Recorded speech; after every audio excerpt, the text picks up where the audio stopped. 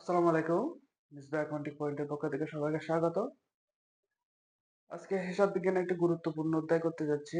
অধ্যায়ের নাম হচ্ছে মূলধন ও মুনাফা জাতীয় লেনদেন। শুধুমাত্র একটি ভিডিওর মাধ্যমে কিভাবে এই অধ্যায়ে 10-10 নাম্বার পাওয়া যায় আমরা তা আজকে আলোচনা করব। ফার্স্ট অফ অল, মূলধন জাতীয় প্রাপ্তি। মূলধন জাতীয় প্রাপ্তি কোনগুলা? স্থায়ী সম্পত্তি বিক্রি করে প্রাপ্ত অর্থ। মানে কোনো সম্পত্তি বিক্রি করে আমরা যে টাকাটা পাবো সেটা হচ্ছে মূলধন জাতীয় প্রাপ্তি। যেমন আমরা দালান কোঠা বিক্রি করে, মানে দালান কোঠা বিক্রি করে 1 লক্ষ টাকা পাওয়া গেল, এই 1 লক্ষ টাকা হচ্ছে মূলধন জাতীয় প্রাপ্তি। এছাড়া মূলধন বিনিয়োগ, ব্যবসা কোনো মূলধন বিনিয়োগ, ঋণ গ্রহণ, এই দুইটাই কি মূলধন জাতীয় প্রাপ্তি।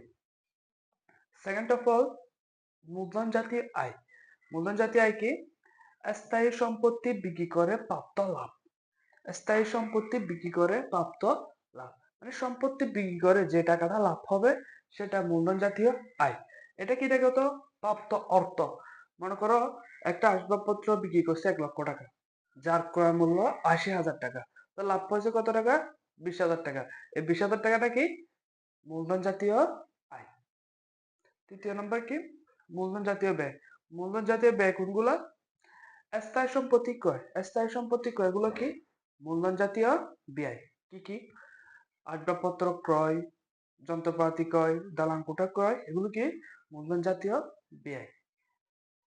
4 নম্বর, মুনাফা জাতীয় আয়। সাধারণত সকল আয় যেগুলো আমরা জানি হিসাব 5 প্রকার, তার মধ্যে যে হিসাবটা আয়, সব আয় কি?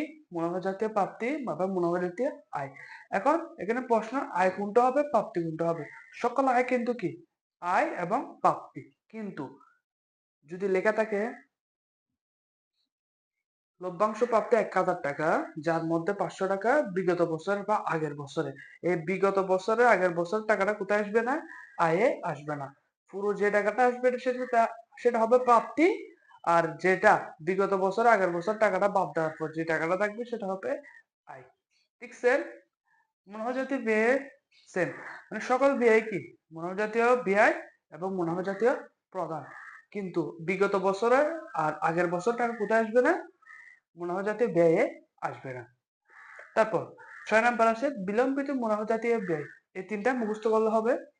বিলম্বিত মুনাফা জাতীয় ব্যয়ে 1 নম্বর ব্যবসা হস্তান্তর ব্যয়, গবেষণা ব্যয়, বিলম্বিত বিজ্ঞাপন। ম্যাথ করার আগে এই ভিডিওটা একটু ভালো করে দেখবা এবং কি বলছি, কি লেখা আছে একটু ভালো করে পড়বেন। আর যারা স্ক্রিনশট নিতে চাও, আমি স্ক্রিনশট নিতে পারো।